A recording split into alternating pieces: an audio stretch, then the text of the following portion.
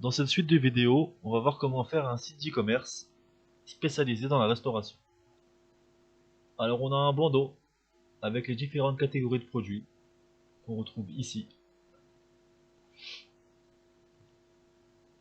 Un panier dans lequel on peut modifier les quantités, supprimer des lignes, ou carrément vider son panier. Ensuite on peut passer sa commande, emporter, en livraison, pour ensuite valider. Voilà. Il n'y aura pas de système de paiement, en tout cas pas sur la première suite de vidéos que je vous montre. Ce que je vous propose, c'est de partir sur la même maquette, avec son bandeau du menu, son catalogue de produits et son panier.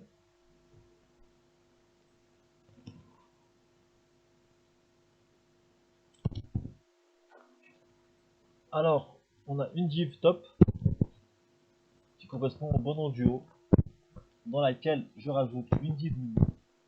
On verra que c'est très important d'avoir les deux, qu'on rajoutera dans la version mobile des boutons. J'ai la div du panier, pareil, avec un span ID, parce que tout ce qui est panier se mettra ici en fait, tout simplement. Les deux boutons et mon catalogue. Si vous voulez le style CSS que j'ai utilisé moi personnellement, c'est très simple. Les div top, div catalogue, celle du menu,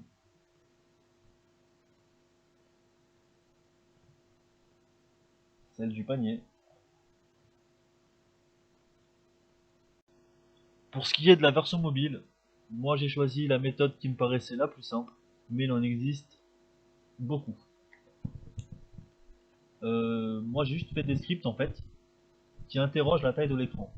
Si l'écran est plus petit que, dans ce cas-là, il me cache le panier, il me met un bouton panier.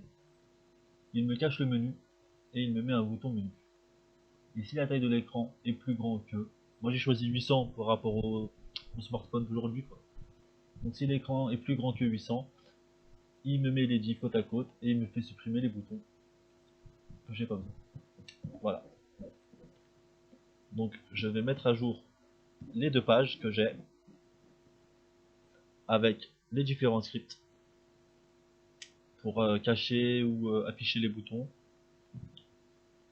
la taille des écrans. Voilà. Donc si j'ai effectué mes changements correctement et que je change la taille de mon écran, je mets à jour. Voilà. Le menu, je le cache. Et mon panier aussi. Voilà, c'est parfait.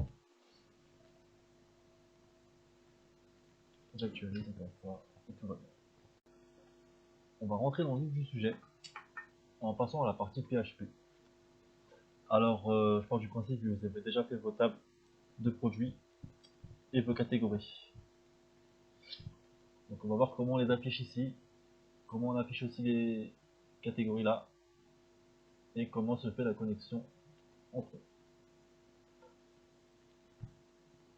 La méthode propre, ce serait de créer une page avec les identifiants de connexion à votre database,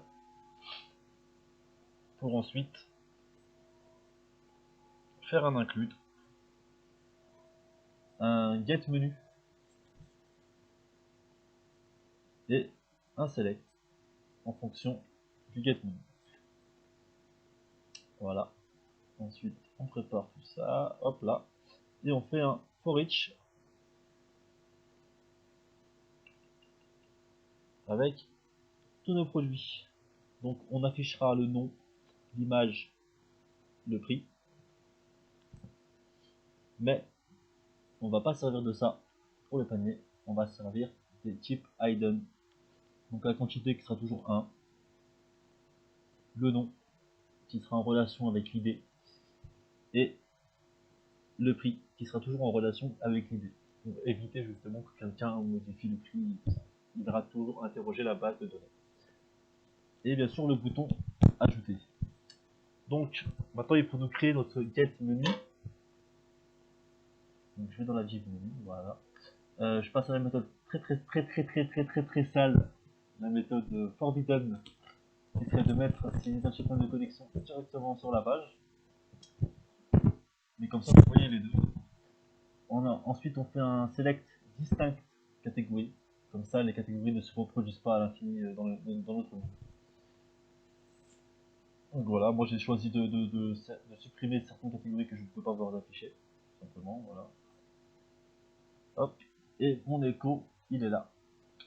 Chacun de mes liens est ici, avec mon menu égal data catégorie. Voilà, donc si on fait les choses proprement, voilà, ça s'affiche. Si j'appuie sur dessert, ça me met les desserts et les boissons. Maintenant, on va rendre ça un peu plus propre, mais au niveau de la fonctionnalité, ça marche très bien. Alors voilà, sur mon style CSS, j'ai modifié tout ce qu'il fallait qui correspondait au produit. J'ai aussi rajouté le tooltip. Pour ceux qui savent pas c'est quoi, le tooltip, c'est ça. Quand j'appuie, et ça me met article ajouté. Je l'ai mis tout de suite parce que c'est pour bientôt. Voilà, donc normalement maintenant notre site sera beaucoup plus propre. Voilà. On va s'arrêter là pour cette première vidéo. Je trouve qu'on a déjà bien avancé. On a la maquette, la version mobile, le catalogue de produits, des catégories du menu qui correspondent. Si vous voulez le code source de cette vidéo là particulièrement, il est dans la description. Et on verra dans la prochaine vidéo tout ce qui touche réellement au panier. Avec les quantités à modifier, les ajouts, les suppressions. On verra tout dans la prochaine vidéo.